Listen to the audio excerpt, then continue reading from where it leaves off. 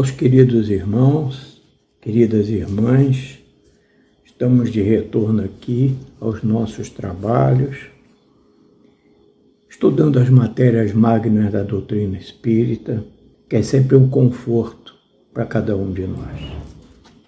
Nós temos hoje uma tarefa das mais significativas e que efetivamente nos faltam meios, intelectualidade, estudo, para produzir esses trabalhos. Contudo, dentro da doutrina, dentro daquilo que estamos aprendendo, vindo da codificação do Livro dos Espíritos, do Evangelho segundo o Espiritismo, todas as obras que enfecham a codificação espírita, nós nos voltamos para uma pesquisa da mais alta significação. Ela está vinculada ao Evangelho segundo o Espiritismo, Sócrates e Platão, percursores da ideia cristã e do Espiritismo. Isso está no item 4, né, da introdução do Evangelho segundo o Espiritismo. Então nós fizemos uma leitura muito profunda do Evangelho segundo o Espiritismo. É um estudo muito longo, muito abrangente, e fizemos assim uma espécie de uma concomitância de algumas ideias, não todas, porque não caberia dentro do nosso tempo, de Sócrates e Platão, fazendo a comparação com o Espiritismo, com a doutrina espírita. E, evidentemente, dentro da doutrina, com os estudos assim, algo bem estruturados, nós vamos encontrando as razões, a concomitância dessa ideia que que está íncita no Evangelho segundo o Espiritismo, que é sobre Sócrates e Platão.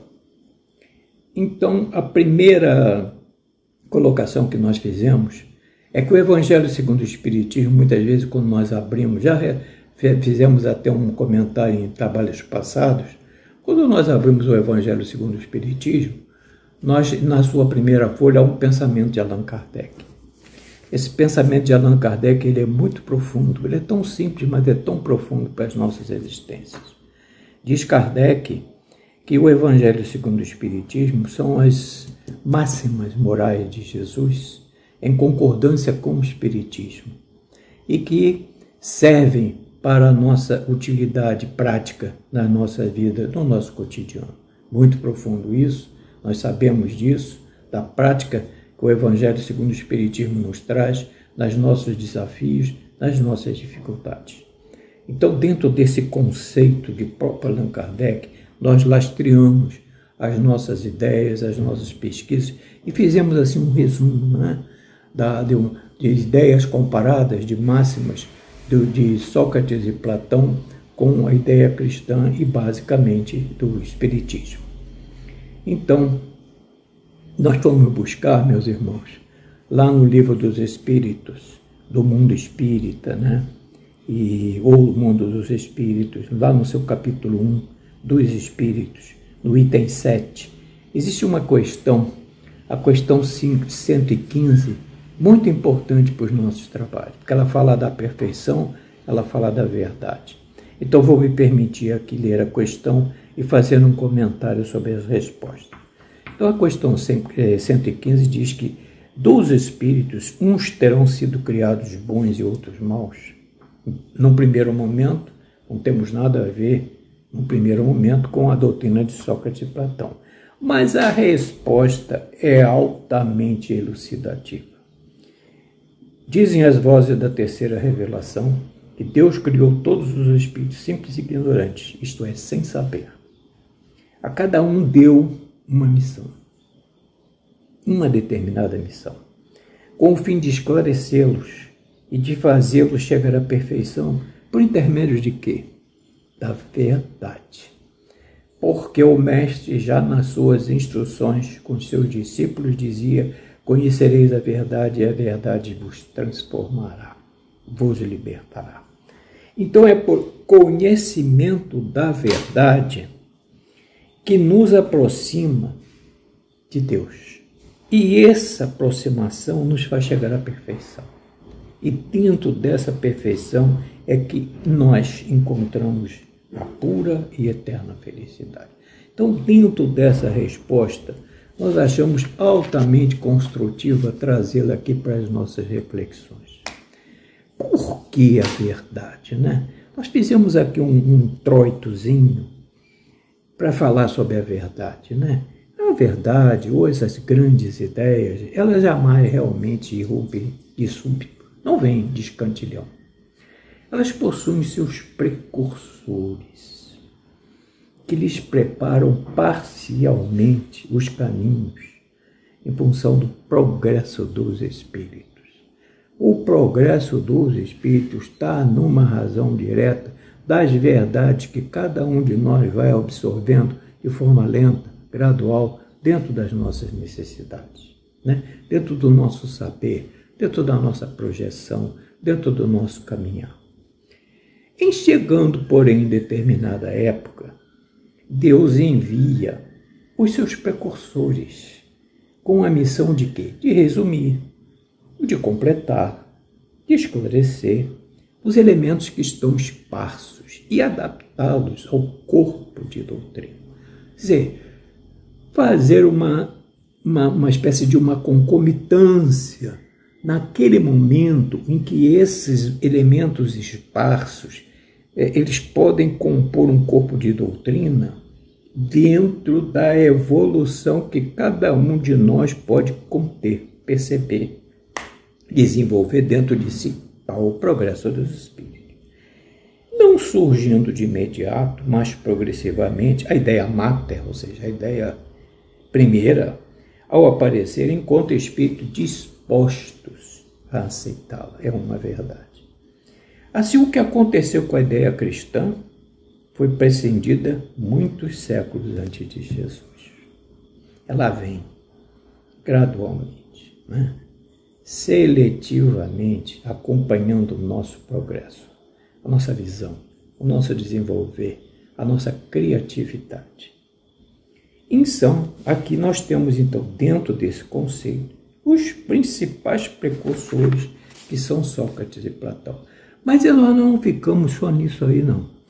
Antes mesmo de Sócrates e Platão, se nós nos lembrarmos do Céu e Inferno, também na primeira página de Céu e Inferno, há uma anotaçãozinha de Allan Kardec, 33 linhas, se não me falha a memória, mas foram 33 palavras, cheguei a contar, que traz uma profecia de Ezequiel. Capítulo 33, versículo 11. O que diz essa profecia de Ezequiel, muito antes ainda de Sócrates e Platão? Por mim mesmo juro, disse o Senhor Deus, que eu não desejo a morte do ímpio, ou seja, do pecador, senão que ele se converta, que ele deixe o mau caminho e que ele viva. Olha outro ensinamento, que é uma doutrina em si. Os próprios profetas da antiguidade, precursores de Deus, né, e de Jesus, já aportaram aqui na Terra, lançando essas sementes que iriam ser trabalhadas e trazidas dentro do contexto atual que nós estamos vivendo. Então, mais um assunto, mais digamos assim, uma chancela de que isso já vem desde que os tempos são os tempos, desde que os mundos são os mundos, já essa ideia começa a pulular, mercê de Deus, para nosso raciocínio. E aí fizemos uma pequena conclusão aqui, de que as verdades, como as ideias espíritas, são tão velhas quanto o próprio tempo. Uma ideia não vem à tona de uma hora para outra, tem seus segmentos. É preciso preparar o ânimo, e de fato é preciso que haja o preparo. Daí o progresso dos espíritos. A ideia espírita já fora vinculada por várias personalidades. Chegar o momento em que tudo que estava velado pudesse vir gradualmente à tona dentro da nossa percepção. Tinha que vir à luz. É nesse momento que surge Allan Kardec, para nos organizar o edifício da fé cristã, corroída pelo dogmatismo religioso. Então, esse é um momento, é uma fase de início dos trabalhos, uma pequena conclusão, um pequeno raciocínio que nós fizemos a respeito dessas colocações. E agora, apenas para que nós tenhamos uma ideia mais concreta, uma visão, alguns dados que nós colhemos de Sócrates e Platão.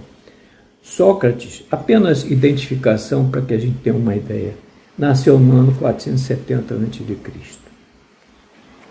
Retornou ao plano espiritual em 399, viveu durante 71 anos. A filosofia de Sócrates é aquela nossa muito conhecida, conhece-te a ti mesmo, apoiado pela maiêutica, que é esse processo continuado em que a gente levanta muitas questões sobre determinados temas para obter um raciocínio coerente. Por sua vez, Platão, que foi discípulo de Sócrates, ele deu sequência ao pensamento socrático, nasceu em 427 a.C. e retornou ao plano espiritual em 347, ou seja, viveu 80 anos, viveu mais 9 anos do que Sócrates, deu complemento à atividade socrática. As obras escritas de Platão são conhecidas, né? A República, as leis, o político, e ele tinha uma filosofia, como filosofia tinha Sócrates, que está lá do conhece a ti mesmo.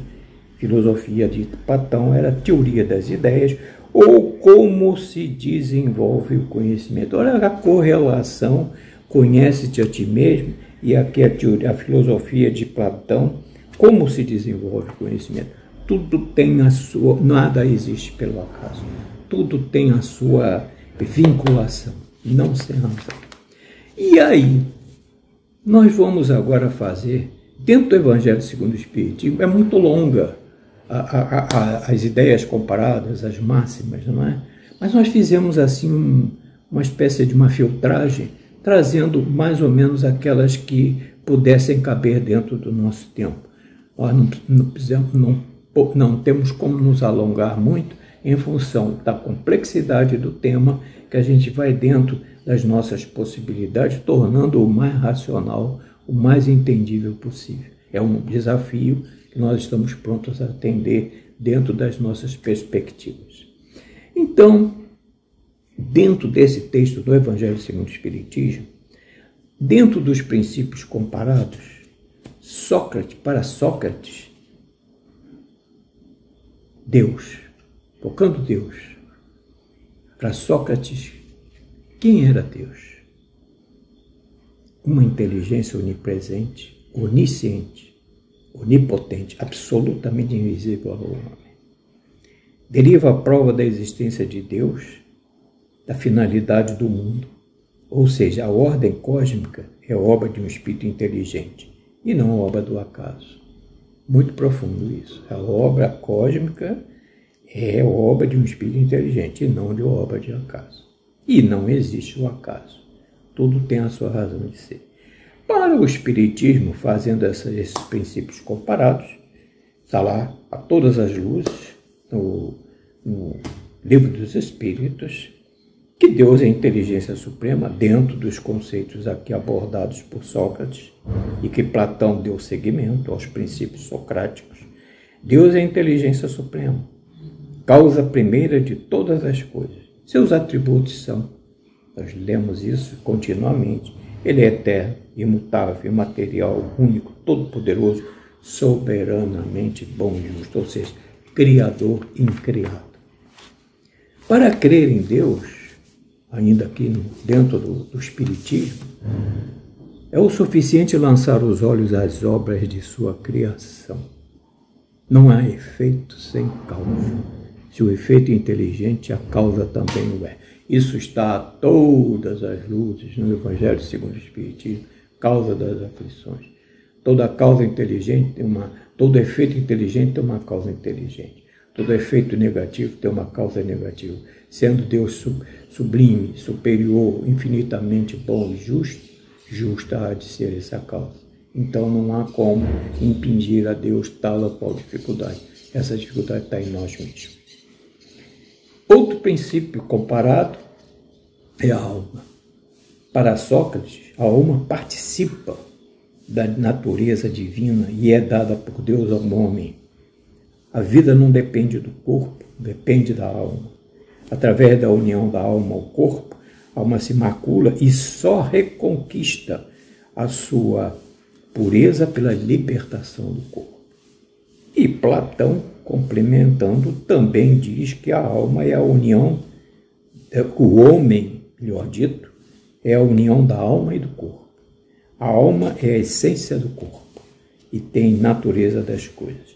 A alma é o princípio do movimento e da vida, portanto, imortal. Platão classifica a alma, ele faz uma seleção em função dos desdobramentos.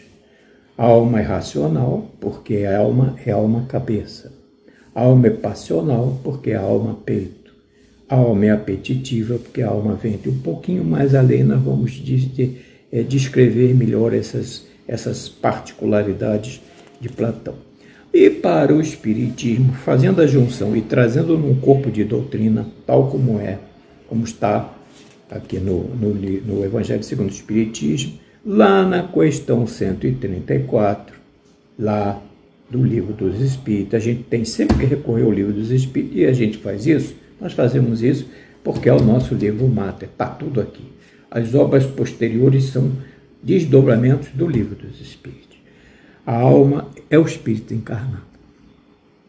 Para progredir no mundo material, une-se ao corpo, vito material, do germe, e sofre todos os limites que a matéria impõe ao espírito imortal.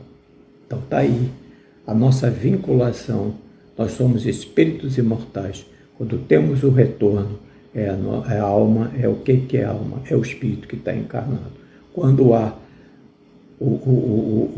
a cessação de vida física do todo orgânico, quando cessa essa vida, então a alma retorna ao plano espiritual e nós nos tornamos na condição de espíritos. Um outro princípio comparado é com relação à reencarnação.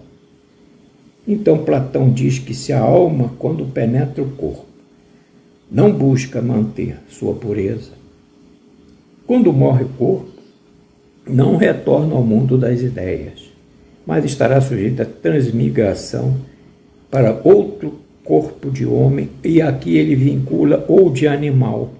E aqui é a metempsicose, que nós vamos esclarecendo posteriormente, segundo as predileções que tenha manifestado. Mas em corpo de doutrina, quando vêm os precursores, e Kardec é o precursor maior de todos esses ensinamentos do passado, há, evidentemente, um estudo mais apurado e todas as dúvidas vão sendo esclarecidas. E daí a nossa vinculação a essas diferenças, às vezes de um ponto e de outro, em que a doutrina nos esclarece. Para o Espiritismo, a alma que não atinge a sua evolução espiritual completa entra no mundo espiritual, denominado erraticidade. Erraticidade é um termo que Kardec utilizou e que foi praticamente aceito pelas vozes da grande revelação, que se fala em erraticidade em todas as obras da codificação. E espera por uma nova oportunidade de retornar. E é o que acontece. Lá, na erraticidade, vamos nos preparando, vendo aqueles pontos negativos que nós não conseguimos superar, que estão íncitos dentro de nós, aguardando digamos assim, a higienização espiritual desses contornos negativos. A reencarnação num corpo material é uma consequência da impureza da alma. E verdade, impureza da alma. À medida que cada um de nós tem as suas impurezas, mais e mais nós vamos necessitando nas nossas migrações sucessivas, até que nós encontremos a verdade. Está lá no 115 do Livro dos Espíritos, e essa verdade vai nos depurando, nos chegando à perfeição, nos aproximando do nosso Pai, e aonde temos a plena felicidade.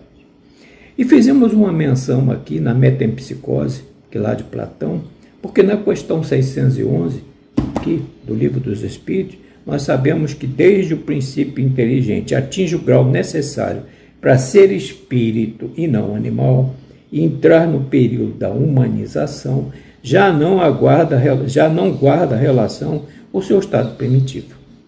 E já não é a alma dos animais, como a árvore já não é mais a semente. Então o espírito não retrograda, está lá na questão 612. Do metempsicose é 611. E o espírito não retrogradar é a 612. Então, em corpo de doutrina, quando nós desencarnamos e temos que retornar, será um corpo físico. A alma retorna, é o espírito encarnado num corpo físico. Outros princípios comparados, nós estamos vendo aqui, é o da justiça, que Sócrates e Platão tratam constantemente da purificação da alma. Platão nos diz que para cada parte da alma há uma virtude. Agora vamos retornar àquelas divisões da alma em que Platão ali coloca a alma racional, que é a sabedoria. Por quê? É a alma cabeça. A alma passional, que é coragem, fortaleza, é a alma peito. A alma apetitiva, que é a temperança, é a alma ventre. A justiça engloba todos os tipos de alma, diz Platão.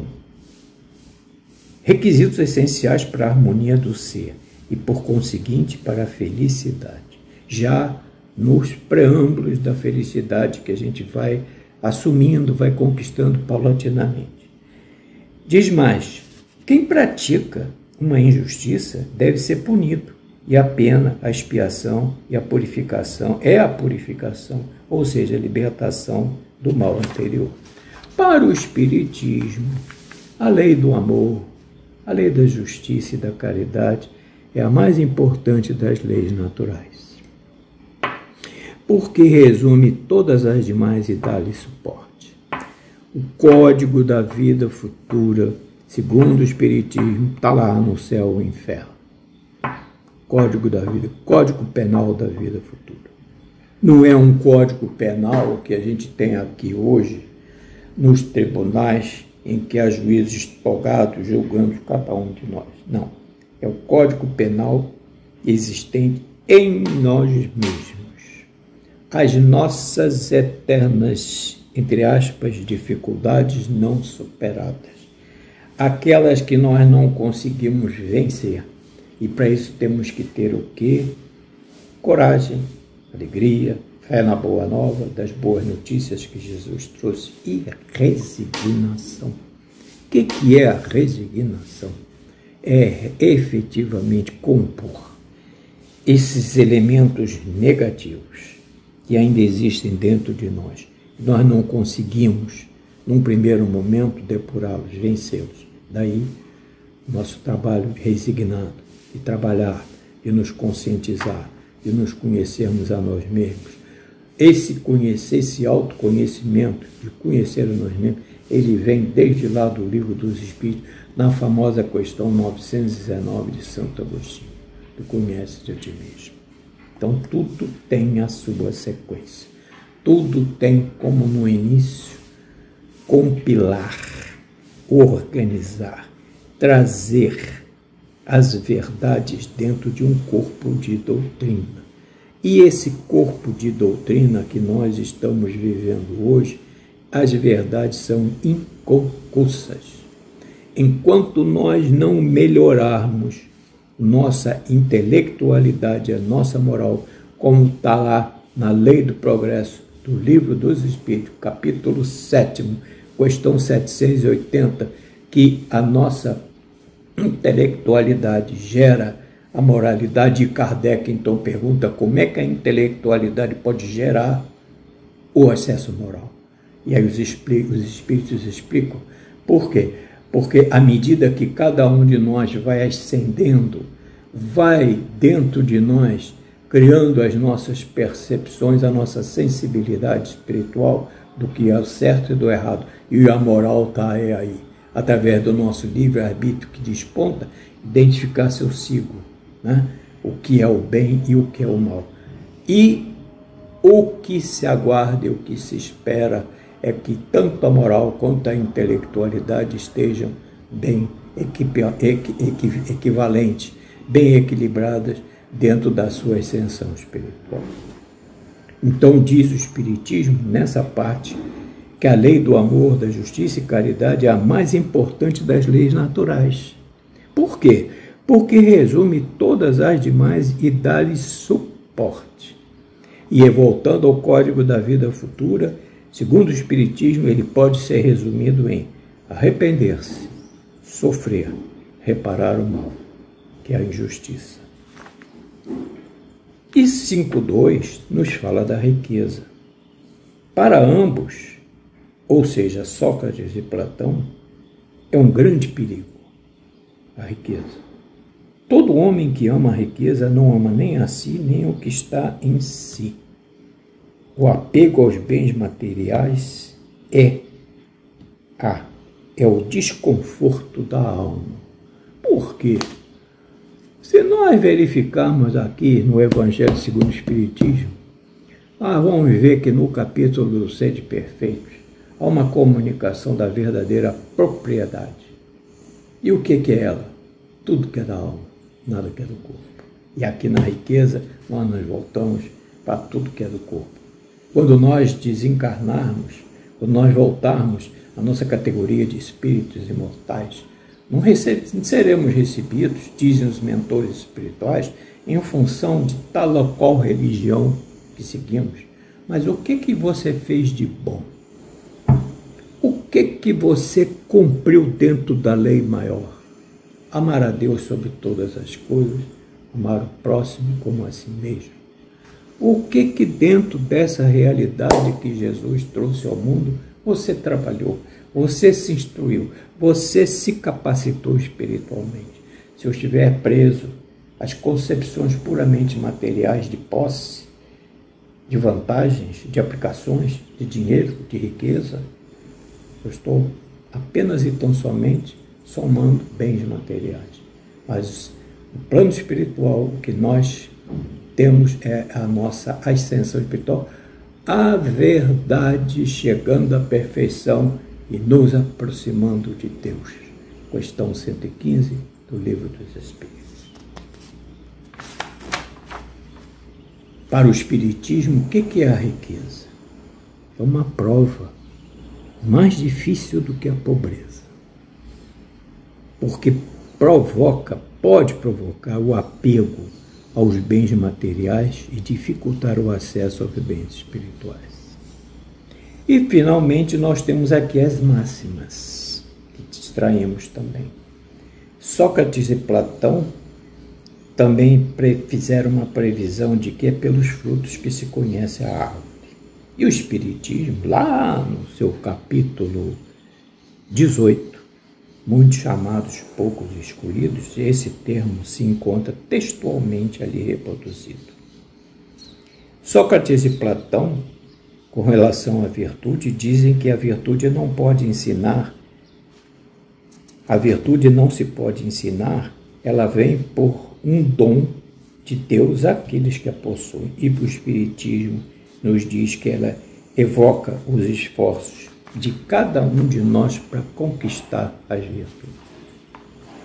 Outra máxima de Sócrates e Platão é de que uma disposição natural em cada um de nós, ela é uma disposição natural em cada um de nós a perceber-se bem menos dos defeitos dos que dos de outrem. Ou seja, nós olhamos mais para os defeitos de outrem do que os nossos próprios. E o Espiritismo diz no Evangelho: vedes o argueiro no olho do vosso vizinho, e não vedes a trave que está no vosso olho. E com relação à codificação do Espiritismo, já estamos aqui há 29 minutos, Sócrates, isso é profundo, isso é espiritual, é transcendente, é um êxtase. E quando nós lemos isso, nós parece que o êxtase é esse estado mais perfeito, né, que o sonambulismo. Então nós entramos em êxtase espiritual, graças a Deus. Sócrates ensina nas praças públicas, lança as sementes da maioridade terrestre. formoso ideal da fraternidade e da prática do bem.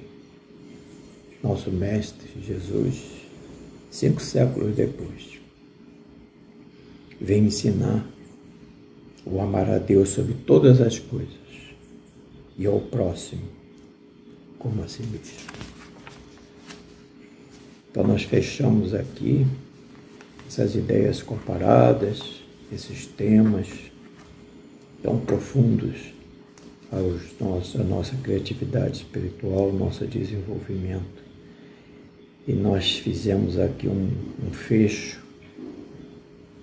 que, em 18 de abril de 1857, Kardec fornece ao mundo a doutrina espírita, através do Livro dos Espíritos.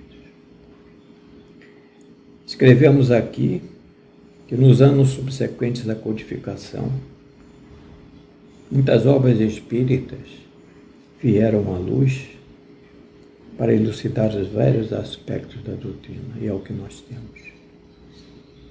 Toda a codificação, chamado Pentateuco kardeciano, e outras obras, como obras póstumas, a Revista Espírita, que é uma continuidade, das obras de Kardec. Esses pensadores, ou seja, médiuns espíritas também, não só complementaram a obra magnífica de Allan Kardec. Quem são eles? Pensadores, médiuns espíritas, são todos esses que trouxeram nas suas obras revelações do mundo espiritual diferente da codificação, não, identificadas com ela. E nós temos aí um lastro: Filomeno, André Luiz, Ivone Amaral Pereira, Zilda Gama, tantos autores espirituais. E eles complementaram a obra de Allan Kardec, como também procuraram divulgá-la mais de acordo com as necessidades de compreensão dos homens da atualidade. É verdade. Atualizá-la de acordo com as necessidades dos homens da atualidade, que nós estamos vivendo, evoluindo. Allan Kardec, quando deu início à codificação, e aqui esteve no início do século XIX, nós fizemos uma rápida viagem no passado, nós vamos ver que desde o século XIII, da época medieval, a chamada noite terrível dos 1000 anos, apesar de todas as negatividades da época medieval, do século XIII até o final do século XVIII, o homem progrediu intelectualmente. E esse progresso do homem do século XIII ao final do século XVIII fez com que o momento fosse chegado. Se aproximou o momento. A vinda de Kardec, discípulo de Jesus, discípulo do Mestre de épocas prísicas, lá, passado, que no momento aqui não nos cabe falar. E aqui Allan Kardec trouxe aquelas vozes da terceira revelação, e um fato que nos emociona muito. As pedras dos túmulos rolaram, e as vozes falaram, e eis as vozes da codificação, as vozes em todas as obras que complementam a doutrina espírita, e fazem com que o nosso intelecto progrida, com que a nossa moral se eleve. Chegar um momento em que tudo que estava velado deveria vir à luz. E é nesse momento que surge Allan Kardec, organizar o edifício da fé cristã, corroída pelo dogmatismo religioso. Vocês, queridas irmãs, queridos irmãos, desculpem aqui a nossa emoção, mas esses trabalhos mexem com o nosso psiquismo, nos trazem assim esse êxtase emocional de falar de Deus, falar seus precursores, falar dos profetas, falar de toda esse séquito contínuo dos médiuns pensadores, dos médiuns que aqui vêm, que trazem essa missão sublime de dar continuidade à obra de Allan Kardec. Então esse é o nosso pequenino, humilde trabalho. mas que nós fazemos de coração.